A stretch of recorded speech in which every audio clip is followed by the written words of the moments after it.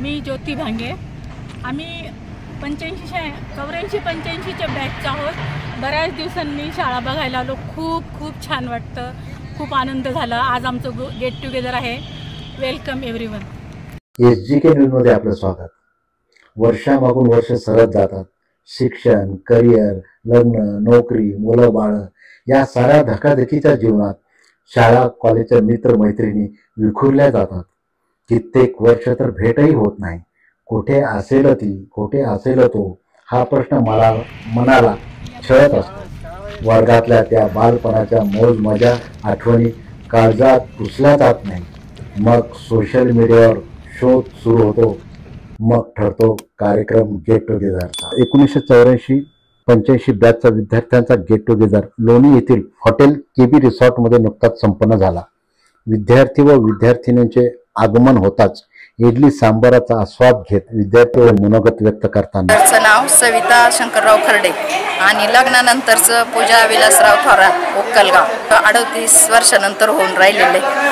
इतका आनंद झालाय आम्हाला परत 2.5 वर्षांनी सगळ्यांना भेटण्यासाठी की आपण आपल्या घरी नेहमी ताणतणाव त्याच्यात असतो, तर त्याच्या व्यतिरिक्त हा कार्यक्रम केल्यामुळे मनावरचं दडपण जातं आणि जो काही आनंद मिळतो तो आगळा वेगळाच आहे। नमस्कार, मी शोभा प्रवीण गलांडे।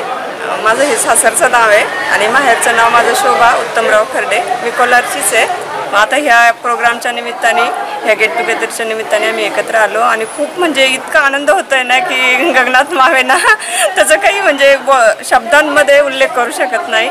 एवढा आनंद होतोय सर्वांना बघू। म्हणजे तिघी पण आम्ही खूप एकत्र राहिलो आणि आम्ही दोघी एकाच वस्तीवर राहत असल्यामुळं रोज शाळेत बरोबर जाणं येणं खूप मजा केली। माझं नाव पुष्पा चंद्रकांत निर्मळ आणि माहेरचं पुष्पा सोपनराव शिंदे।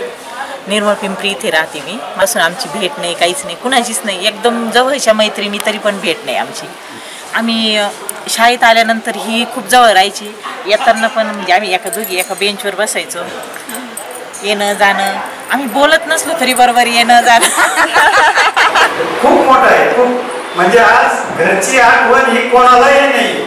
हा ग्रुप सत्य परिस्थितीवर वाढला पाहिजे, चालला पाहिजे। हाय, मी सलीम सय्यद, 85-86 बॅच रयत शिक्षण संस्था कोलार बुद्रुक। आज जो मी आहे तो फक्त माझ्या गुरुवर्यांमुळे आहे। तो महत्त्वाचा आहे आणि मी सगळ्यात स्वतःबद्दल क्लॅन करायचं आपल्याला, तर तो